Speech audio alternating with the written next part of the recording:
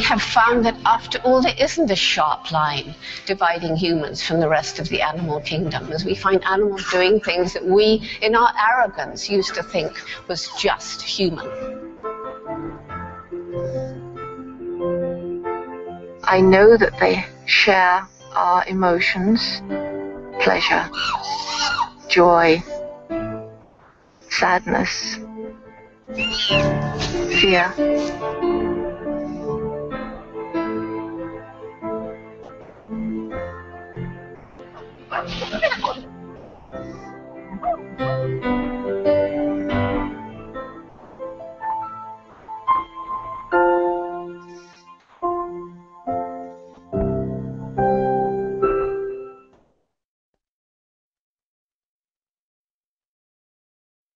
Hello, everybody. Welcome to our Google Hangout. I'm Boyd Mattson of National Geographic, here to help throw a party today. We're here for a birthday celebration in honor of primatologist Dr. Jane Goodall. Thanks to her pioneering work with chimpanzees, Jane's taught us more about one of our closest relatives than we had ever known before. So, Jane, today on this, your 80th birthday, we want to say thanks. Thanks for teaching us and inspiring us, not only to care about chimpanzees, but to care about this planet and showing us how we all can do our part for conservation and the saving of this place we call home. So on behalf of National Geographic, and I'll just assume here and speak on behalf of everybody in the world, happy birthday, Jane. Thank you. 80 great years, but it began in 1960 in Tanzania, the story of Jane Goodall with the chimpanzees. We saw in some of those early videos that we were just looking at, where chimp reaches out to your face. It didn't begin that way with wild chimpanzees. How long before a moment like that could take place? Well, it was well over a couple of years before I could get close to all of them. And that little guy, Flint, was born in 1964. And what was so wonderful is that his mother, Flo, had been one of those chimpanzees running away every time she saw me. And now I've gained her trust, so that she allows her little precious 5-month-old infant to reach out like that. That's like welcoming you into her family to say, here's my baby. Almost I'm going to like trust that. you. Yeah. You were armed, as we saw, with really nothing but a notebook and a pair of old binoculars and having to watch from a distance. Did you get discouraged at all and think that's never going to be a moment where I'll get close enough to make the observation I want? I knew I'd get close enough if I had time, but the big problem was in the early days we only had money. Louis Leakey got money for just 6 months, and if the money ran out before I'd seen something exciting, I knew that would be the end. But fortunately, my mother was there to boost my morale. She came for 4 months because the British authorities in what was then Tanganyika refused permission for me to be on my own, and so they said 2 women in two the middle instead of nowhere in Africa. That's right. Will be okay. It's right. better than just it was sending fine one. for me, but my poor mother with all the spiders and snakes, which I didn't mind. But anyway, she kept pointing out that I was learning a lot, even from a distance. And it was really sad that the breakthrough observation, the using and making of tools, was just after she'd left. Next funding, actually, that's where National Geographic came in. We were there almost from the beginning, because that's when we started giving grants to Jane Goodall and made you one of our National Geographic Explorers in Residence. And really, I think we got far more out of this relationship than we gave to you in grants because of how you helped carry on our mission of inspiring people to care about the planet. Yeah, but for Geographic, I would have left Tanzania at that point, and none of us would have known anything. A great partnership. That's why I'm so thrilled to be here today on behalf of the National Geographic Society. But this is a birthday celebration. And can I add, can I just say it's my sister's birthday on this very same day, Judy. She's watching in England. No, she's 4 years younger. But on the same day? On the same day. And she was the first person to be sent out to Gombe to take photographs, because I said it had to be somebody looking a bit like me and with the same kind of voice, so that people, the chimps, wouldn't run away. So happy birthday to Judy. Happy birthday, Judy. Judy as well. Happy birthday, Judy. And it is a birthday, so we've got to have cards. We've got some surprises. We've got people all over the world who want to send you greetings. And it's a Google Hangout. So all of you tuning in via social media can send wishes or questions to Jane. Just use hashtag 80 years of Jane. Hashtag 80 years of Jane. We'll be looking at those and taking some of the comments as well. But you must have a birthday wish.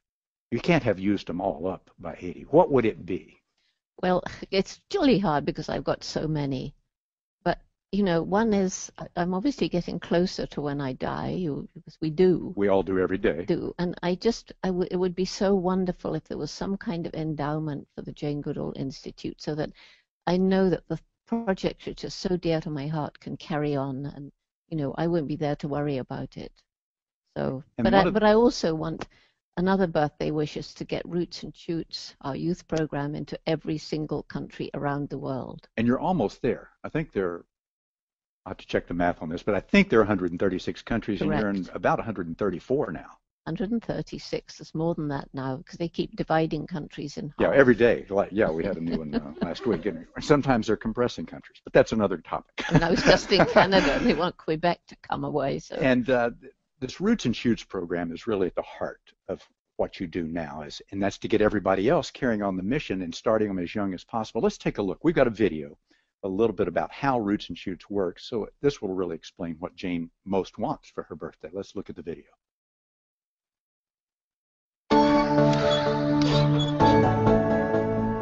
Roots and Shoots is about choosing to make the world a better place, choosing projects to help people, to help other animals, and to help the environment.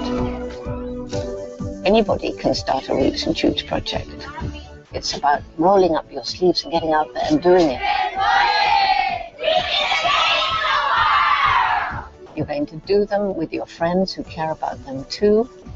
You're going to know that you're part of groups of children all around the world, the same age as you are, and you're going to have a lot of fun.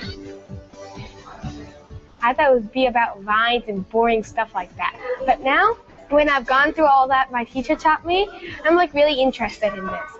I would like to totally be exactly like Jane when I grow up. Dr. Jane Goodall is really inspiring. We'll be able to change the world. Preserve it and take care of it because it is our future. The most important message for Roots and Shoots is that every individual matters, and every individual makes a difference every day. I want to be like Jane Goodall. We would like to be the next Jane Goodall. I want to be the next Jane. And be monkey.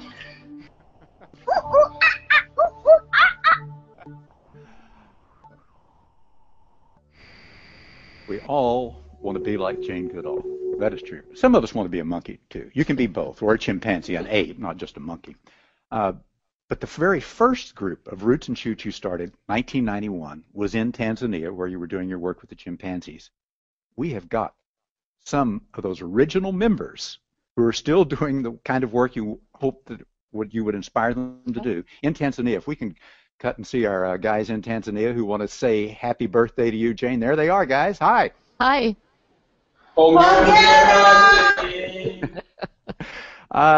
Happy birthday from some of the original members. Kawali's there. Yeah. Jumaine, who was a little boy of 7 when I first got to Gombe and helped my mother dish out simple medicines to the local villagers, so that really started us off having a great relationship with them. Wave, Kawali, so we'll know who you are, so everybody can see you. Can you wave? Jumaine, wave. Wave, you. Wave. Oh, Yeah, there he goes. that's Yeah, that's who we're talking about. And he's still working with your program. All these working. people are involved in Roots and Shoots. Well, they're all the alumni, yeah. So, guys, do any of you have a question for Jane you'd like to ask her? You take advantage of this? Yes. Dr. Jane, in what ways was your vision of Roots and Shoots back in 1991 different from what it has become today? So let me just repeat in case people didn't fully hear the question. How is your vision of Roots and Shoots, if at all, is it different today than what you thought it would be when you started in 91 with these guys? It's amazing that, you know, when I've looked back at the first things I wrote about Roots and Shoots and how I hoped it would grow, and it was the same. It's just that it's, you know, it really has spread, I won't say beyond my wildest dreams, but moving up towards my wildest dreams. It's very, very exciting. Spread, we said 136 countries it's in now. More than 100,000 groups that meet, so many more individuals involved in it. As you can see, it goes all the way up to adults still so there's doing all things. the old alumni still out there, and they say they think differently because they think in terms of how do the choices I make each day affect the environment, affect other animals, affect people. And a big part of your message is it doesn't have to be a world-changing proposition. To follow in the footsteps of Jane Goodall doesn't mean you have to discover something new about a behavior of an animal. You can, in fact, it's better to think smaller. What can I do just in my environment, whether it's my backyard or my neighborhood?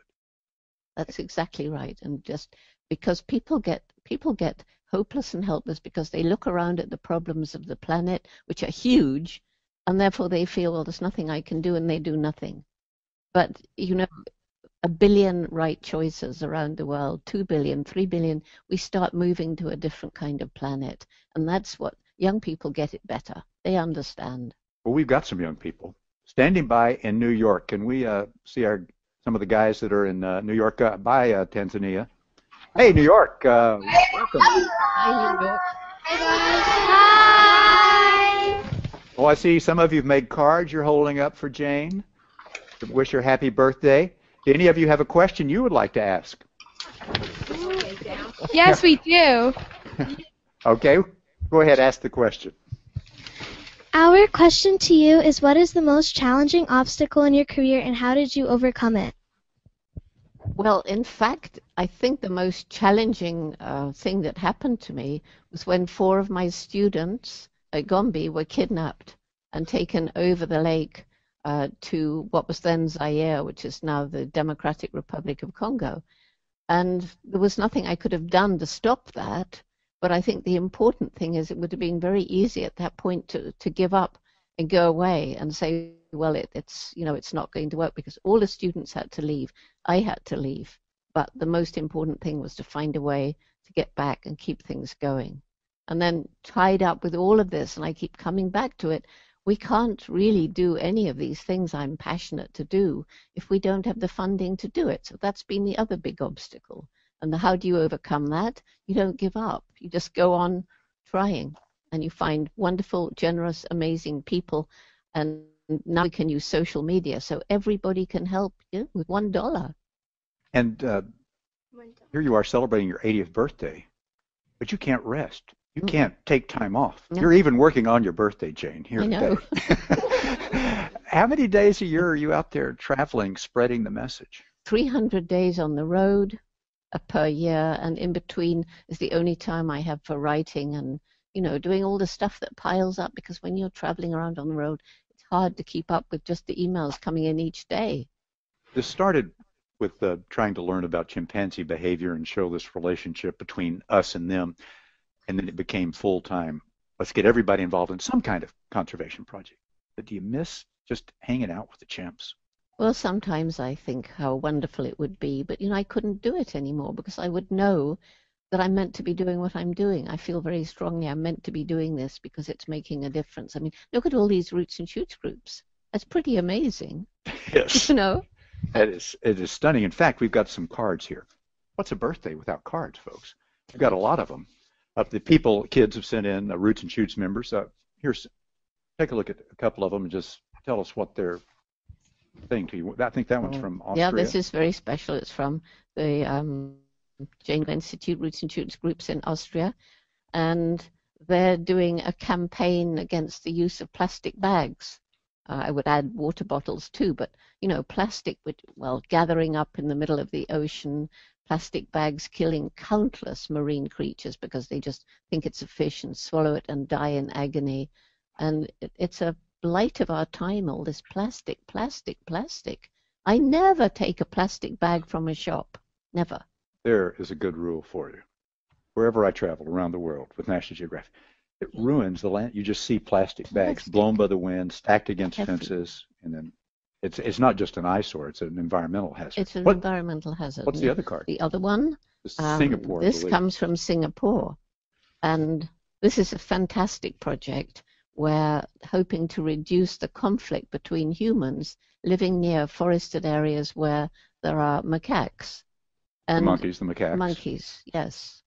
And it's jolly difficult. So we have groups of young people going around as ambassadors to tell people, you know, how to minimize this conflict and not leave food out and not feed them and so forth. And we have the same in Africa with the baboons, the same in Nepal and India and South Korea, the same conflict with monkeys and people.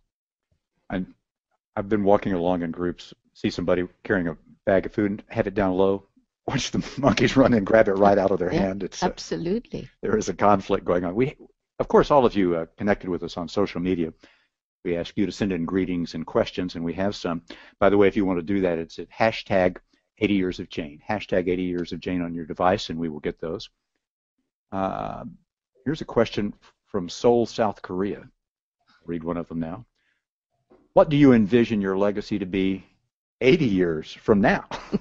Well, I hope by 80 years from now that really people will have learned to live in peace and harmony with each other, between religions, between cultures, between us and the natural world, because that is very much part of the Roots and Shoots message, that it's about living in peace and harmony.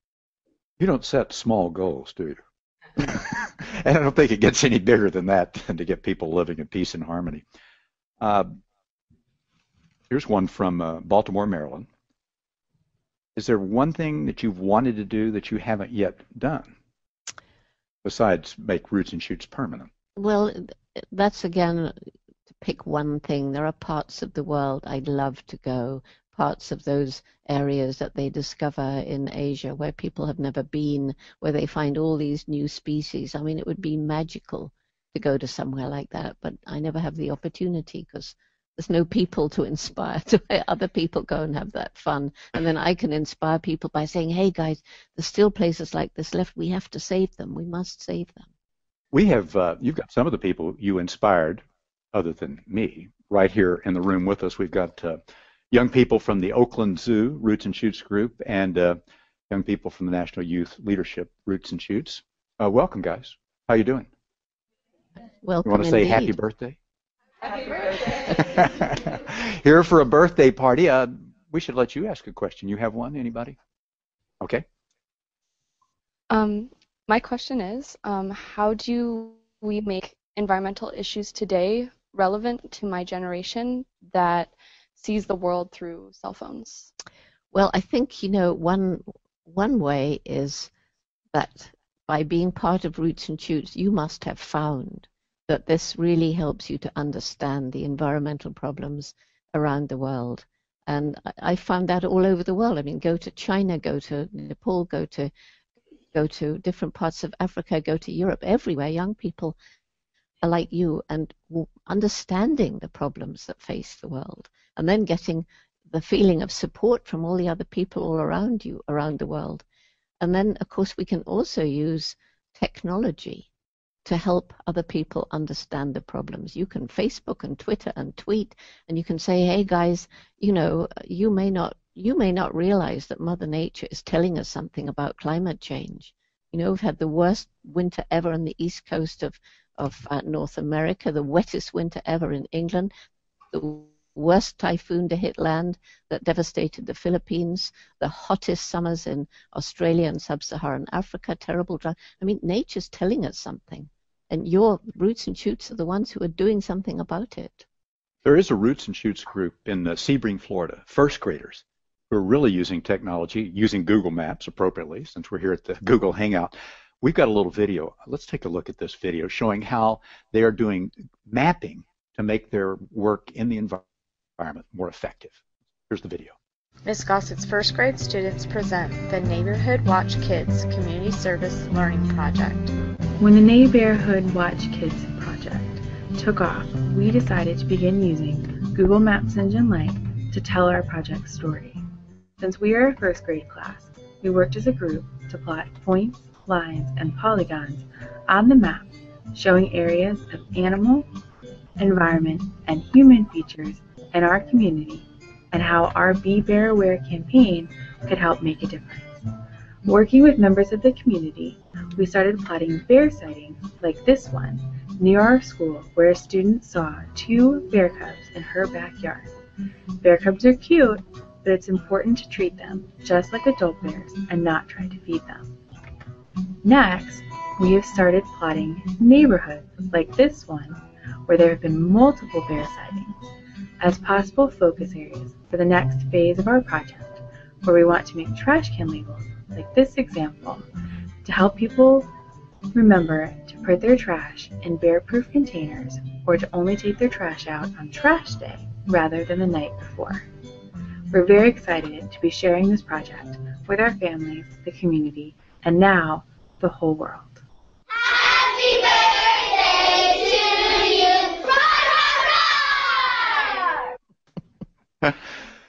you! I'm glad we got that video from Florida, because what you were talking about earlier about this conflict between humans and animals, it's not just in Singapore or Nepal or someplace else. Right there in Florida. It's everywhere. We've got it everywhere. More social media questions coming in.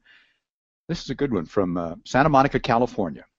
How did you find mentors, and who was truly elemental in your journey? Who was important in your journey to The first one was my mother, who supported me from the very beginning and had a very wise way of bringing me up. The next one was my dog, who taught me absolutely Your that dog? animals... Yes, my dog. He taught me that animals have minds and personalities and emotions. So when I got to Cambridge University, after being with the chimps for over a year, and the professors told me that I should have given the chimps numbers and not names, and I couldn't talk about personality, mind, or emotion because those were unique to us, I already knew they were wrong from my dog Rusty.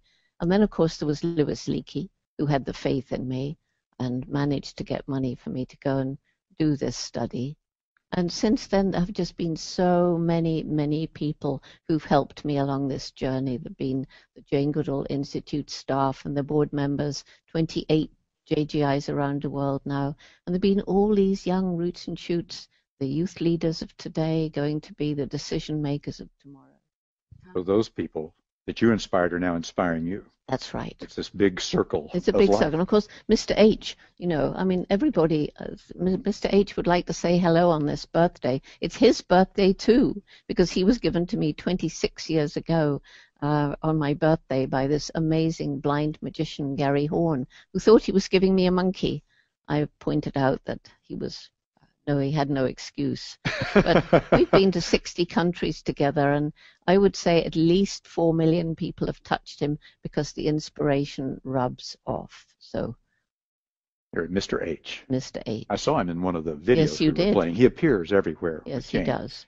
And there's a cow here too. Yeah, well, cow I got from Philadelphia, the dairy state, and I was going to give cow to a deserving child, but I thought, no, cow can work.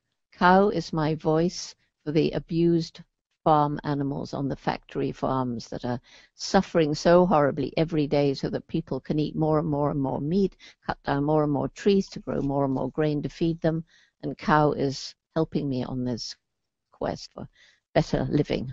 Boy, it has really grown what your work, as we keep saying, from 1960 when it was all about the chimpanzees and understanding them. It's now the entire planet. That's right, and all these young roots and shoots people to take the message and change the way their parents and grandparents think. It's happening all the time. In fact, that's a question we just got in from Los Angeles. It says, what's one of the best things we can do? So can you got one thing you would tell young people? Yes, just one thing, very simple. Think a little bit about the choices you make each day, what you buy, what you eat, what you wear. Some people, little children, don't have much choice, but by the time you get to middle school, you really do. And if you just think that way, you start making different kinds of choices. I've been to one of the sanctuaries where you were involved with setting up the chimpanzee program in, I think it was in Lake Victoria out of Uganda. Yes, I was there. Ngamba Island. Yes, I was out there. Yes. Great program. But I know you've got another facility where you have some islands that you're trying to move chimps to because they have more freedom to roam and nothing can get in and bother them there. You can protect them better when they're out on that island. Protect them better, and our staff as well, because chimpanzees can escape. They're very bright. And this sanctuary in the Republic of Congo, Chimpunga, 160 plus chimpanzees, mostly orphans from the bushmeat trade. And, many of them are adult now, and they can be dangerous if they escape because they're much, much stronger than we are. So on these islands, it's going to be such a relief when they're safely there, but we still have to feed them. We have to have some infrastructure. So you're raising money for that project as well, trying to get those chimps moved out to the island. They can have more freedom to roam and have their safety ensured. We want to go back to Tanzania, where we began this birthday celebration, because the original group, they got another word they want to say to you. Hey, guys. Hi. Any final message you have for Jane? I think my name is Nazar Nicholas, and we would like to thank Jane for what she has been doing for all these years. And I remember then when I was a little boy, I used to say, you know, Roots and Shoots is like a huge global family. And whenever I go, if I go to Germany or Argentina or New York, or I go to South America, in any part of South America, I will really feel at home, because that is where Roots and Shoots is. So, Jane, we would like to say happy birthday to your 80 years, and we wish that you could live 80 more years. And, you know, be strong. And we really feel very, you know, grateful to have you in the world. Yeah. And to say asante sana for touching our lives all these years.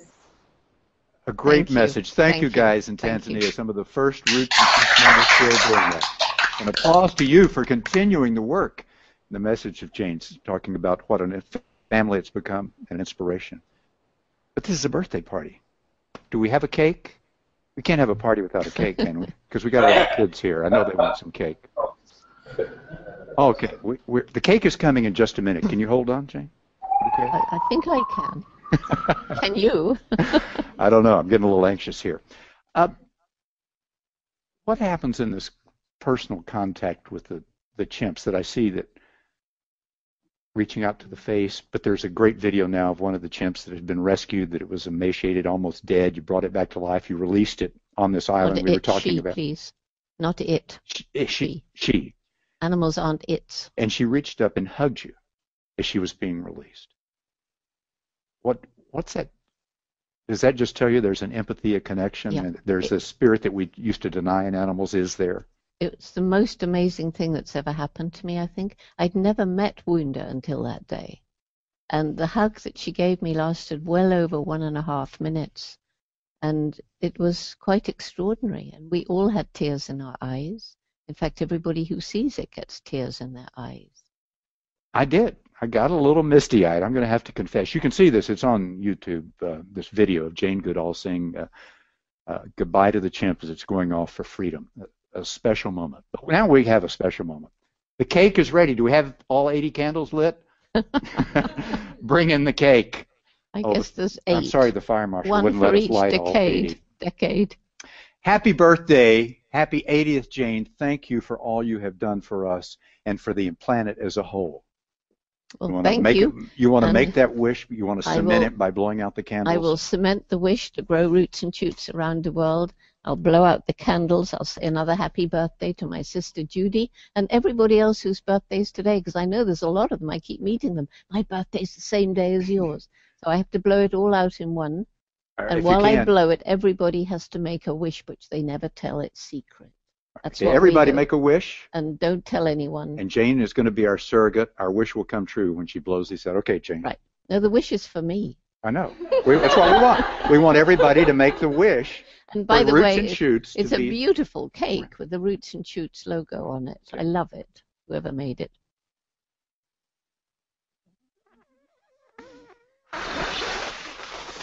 Oh, they're these joke ones. They come back. It got it. It worked. Happy birthday, Jane. A lot of people sent in greetings to you that we've got on video. So as we say goodbye, let's look at some of the people from around the world who just wanted to send their well wishes for the success and thanks for what you've done. And can I say a special thank you to Google as well? Yeah, absolutely. Because, you know, Google is helping us so much with our technology and our tablets and getting the field staff to monitor their own forests. It's changed the way we do conservation. And with the Google mapping program we saw. Exactly. Yes. And thanks for joining us on this Google Hangout. All right, let's take a look at the birthday wishes from people around the world. Remember, you can still send them in at hashtag 80 Years of Jane, and then you can check all that out at Jane Goodall at her website, janegoodall.org/80 Years of Jane. Here are the birthday wishes. Happy birthday! Jane Goodall 女士生日快乐。 Yomuran Sumach from Israel. Jane さん、お誕生日おめでとうございます。Happy birthday, Dr. Jane Goodall. 生日快乐 Happy birthday! Happy birthday, Jane Goodall.